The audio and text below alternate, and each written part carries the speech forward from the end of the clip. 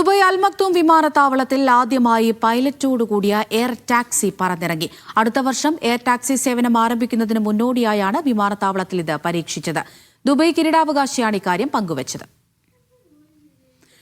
ഷിനോജ് ഷംസുദ്ദീൻ വിവരങ്ങൾ നൽകാനായി ചേരുന്നുണ്ട്. ഷിനോജ്, ആദ്യമായാണ് ദുബായ് വിമാനത്താവളത്തിൽ പൈലറ്റോട് കൂടിയ എയർ ടാക്സി പറന്നിറങ്ങുന്നത്. ഈ പദ്ധതി എന്താണ്?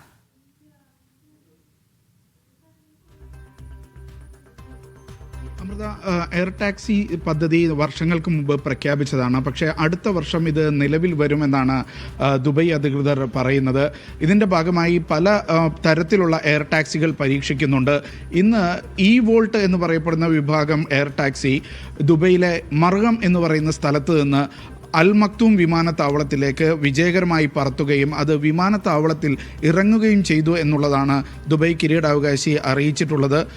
അടുത്ത വർഷം ദുബായ് അന്താരാഷ്ട്ര വിമാനത്താവളത്തോട് ചേർന്നാണ് സാധാരണ ഈ എയർ ടാക്സികൾക്ക് ഇറങ്ങാനുള്ള വെർട്ടിപോർട്ട് എന്ന് പറയുന്ന പ്രത്യേക പോർട്ടുകൾ നിർമ്മിക്കുന്നത്.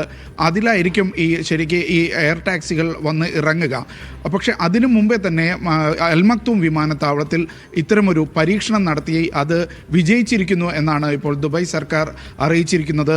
ദുബൈയിൽ ഗതാഗത കുരുക്ക് പരിഹരിക്കാനായി വിവിധ തരത്തിലുള്ള പദ്ധതികൾ ആവിഷ്കരിക്കുന്നുണ്ട്. അതിൻ്റെ കൂട്ടത്തിലാണ് ഈ എയർ ടാക്സി വരുന്നത്. ഒരു ചെറു വിമാനങ്ങൾ എന്ന് തന്നെ പറയാം. ഡ്രോണിൻ്റെ രൂപത്തിൽ പറന്നു പൊങ്ങി ആവശ്യമുള്ള സ്ഥലങ്ങളിൽ ഇറങ്ങുന്ന ഒരു സംവിധാനമാണ് എയർ ടാക്സി എന്ന് പറയുന്നത്. ഇത് പൈലറ്റ് ഉള്ളതും പൈലറ്റ് ഇല്ലാത്തതുമൊക്കെ ദുബൈയിൽ പരീക്ഷിക്കുന്നുണ്ട്.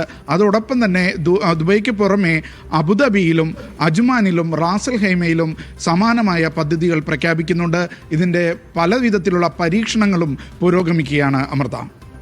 ശരി, ഷിനോജ് ഷംസുദ്ദീനാണ് വിശദമായ വിവരങ്ങൾ പങ്കുവച്ചത്.